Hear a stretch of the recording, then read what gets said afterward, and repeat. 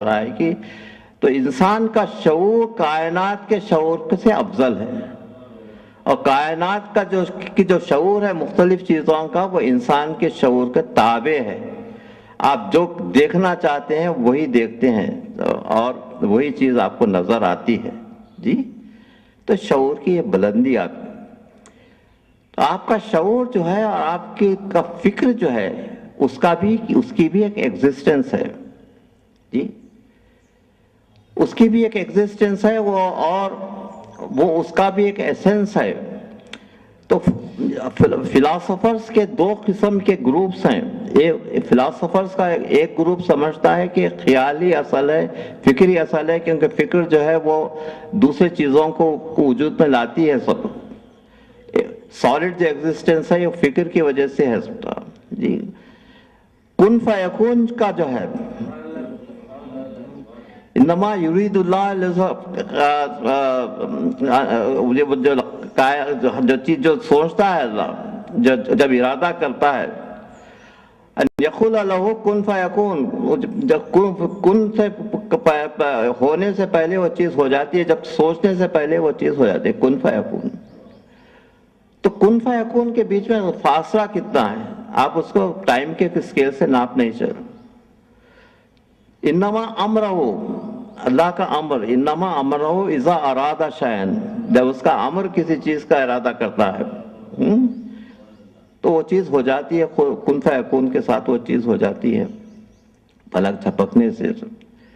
تو اسی طریقے سے انسان کا ارادہ ہے، جب وہ انسان کا ارادہ اللہ کا ارادہ ہو جاتا ہے تو انسان جو چاہتا ہے اللہ وہی چاہتا ہے، وہی ہو جاتا ہے جو انسان چاہتا ہے۔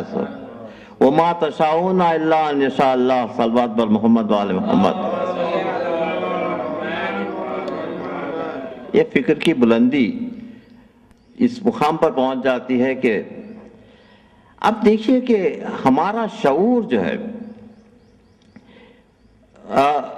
حضور کی حدیث، اس کا سائیکالوجیکل اور ایسپیکٹ آپ غور کیجئے۔ اس میں نے جو آپ کو انٹروڈکشن دیا ہے کہ انسان کا شعور اور انسان کا فکر کیا ہے، وہ کائنات کے شعور کو کنٹرول کر رہی ہے۔ قُلْ لَا أَسْأَلُكُمْ عَلَيْهِ أَجْرًا إِلَّا الْمَوَدَّةَ فِي الْقُرْبَى، صلوات بر محمد وآل محمد۔ میں تم سے اجر رسالت نہیں مانگتا، جی، سوائے اس کے کہ تم میرے اہل بیت سے محبت کرو۔ اب یہ محبت کے معروضی پہلو بھی ہے اور موضوعی پہلو بھی ہے، صلوات بر محمد وآل محمد۔ تو اس کا موضوعی پہلو کیا ہے، سبجیکٹو پہلو کیا ہے؟ جیسے اہل بیت کی محبت آپ کے دل میں آتی ہے، یہ آپ کے شعور کو متاثر کرنے لگتی ہے، شعور اس سے آپ سے متاثر ہوتا ہے۔ تو یہ تو اس کا معروضی پہلو ہے۔ موضوعی پہلو یہ ہے تو جب شعور آپ کے فکر کو متاثر کرنے لگتا ہے، فکر آپ کے شعور کو متاثر کرنے لگتی ہے، تو آپ کے جو اعمال ہیں، آپ جو کام کر رہے ہیں، وہ شعور آپ کو گائیڈ کرنے لگتا ہے اس طریقے سے جو ہے۔ جی، تو یہ ساری چیزیں موضوعی ہو جاتی ہیں، انسان کا کردار موضوعی ہو جاتا ہے۔ تو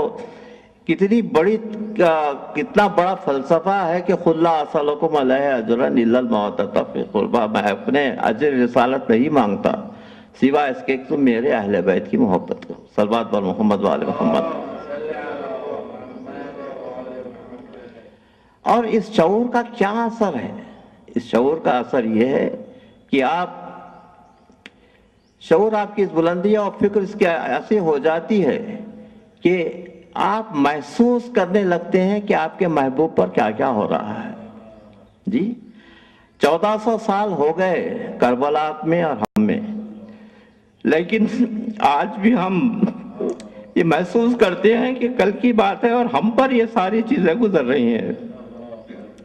تو اسی لیے زیارت وارثہ میں آپ پڑھتے ہیں کہ یا لیتنی کنت معکم فافوز معکم، کاش ہم آپ کے ساتھ عاشورے کے دن ہوتے مولا۔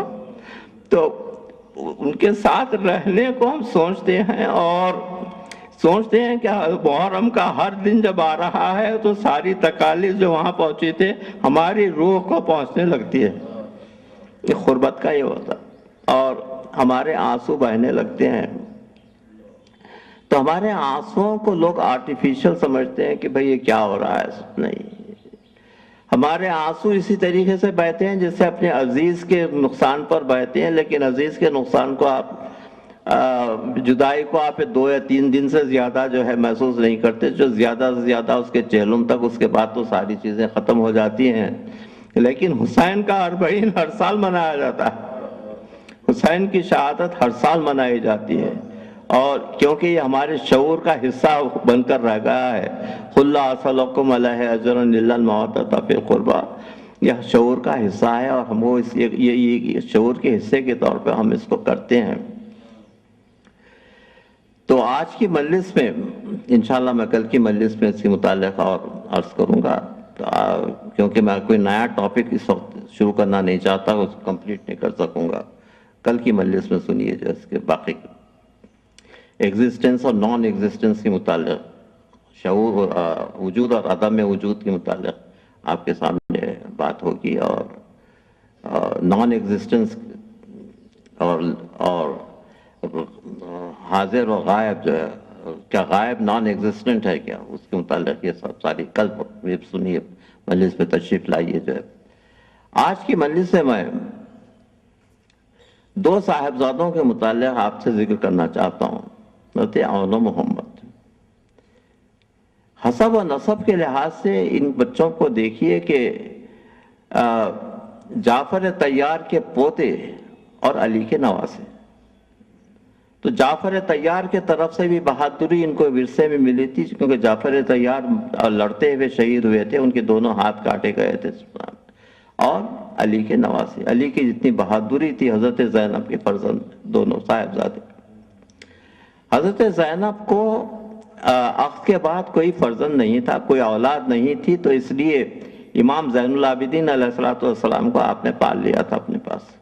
کہا تھا بھیا یہ بچے کو آپ مجھے دے دیجئے. اس لیے جناب زینب اور چوتھے امام کا ساتھ زندگی بھر رہا. ماں سمجھتے تھے اس لیے کہ پرورش حضرت ہمارے چوتھے امام کی والدہ حضرت شہر بانو کا انتقال 1 سال کے اندر ہو چکا تھا، تو وہ والدہ کے شفقت سے محروم تھے، جناب زینب کو اپنی والدہ سمجھتے تھے.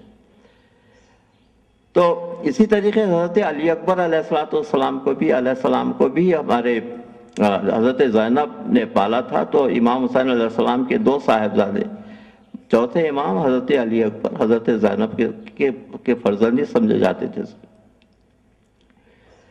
تو واقعہ کربلا میں جب جنگ مغلوبہ ہوئی، انشاءاللہ نویں کی مجلس میں جنگ مغلوبہ کے متعلق ہوگا کہ اس قسم کے بہادر سے ہمارے کربلا کے شہید کے اتنے حملوں کے بعد بھی وہ جنگ صبح عاشور سے لے کے عصر عاشور تک چلتی رہی، ان بہادروں کی وجہ سے.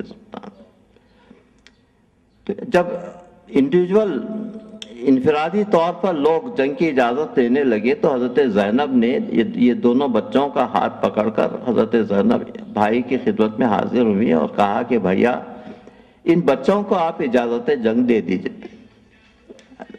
مولا نے فرمایا کہ بہن یہ تمہاری زندگی بھر کی امانت ہے، اور تمہارے پاس اور کوئی چیز نہیں ہے سوائے ان 2 بچوں کے. کہا کہ نہیں، یہ آپ پر سے قربان ہیں، آپ ان کو اجازت میدان دے دیجئے. یہ دونوں بچے اجازت میدان لے کر گئے، اور تاریخ کے مقامات ہیں کہ ان کی بہادری کی حالت تھی کہ ایک نے فوج کے لیفٹ ونگ پر اور دوسرے نے فوج کے رائٹ ونگ پر، مائمنے اور مائسرے پر، یہ دونوں بچے حملہ آور ہوئے اور دیر تک جو ہے مائمنے اور مائسرے پر لڑتے رہے. امام حسین علیہ السلام حضرت زینب کے خیمے میں تناب خیمہ تھامے ہوئے دونوں بچوں کی جنگ دیکھ رہے تھے، اور ہر بار پر مرحبا مرحبا کی آوازیں آ رہی تھی.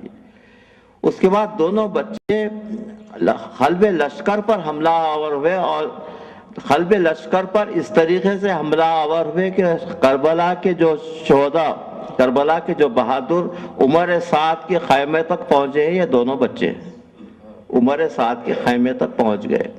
عمر سعد کے فوجوں کی خیمے کی تنابیں کاٹ دیں اور اس کے بعد پھر واپس آئے، جنگ کرنے لگے تو عمر سعد نے کہا کہ تم لوگوں کو شرم نہیں آتی کہ دو بچے ہمارے لشکر کا تہس رہس کر رہے ہیں اور یہ میرے خیمے کو پہنچ گئے اور ان کو روکو۔ پوری فوج حملہ آور ہوئی۔ کب تک لڑتے، شدت سے زخمی ہوئے اور شدت سے زخمی ہونے کے بعد گھوڑے سے زمین پر تشریف لائے اور اس کے بعد آواز دی کہ امو جان ہماری مدد کیجئے۔ امام صلی اللہ علیہ وسلم حضرت عباس تلواریں کھینچے ہوئے اور جنگ کرتے ہوئے ناش پر پہنچے، دیکھا کہ بری طریقے سے زخمی ہیں اور تقریباً آخری وقت ہے دونوں بچوں کا، تو ایک بچے کو امام صلی اللہ علیہ وسلم نے اٹھا لیا۔ بچوں کی عمروں کا جو تاریخ میں ذکر ہے، ایک 9 سال کا ہے، 11 سال کا۔ دیکھیے 9 سال اور 11 سال کے لوگ اتنے بہادر کہ اتنی جنگ کرنے کے بعد زخمی ہوئے، دونوں نے بچوں کو گود میں اٹھا لیا۔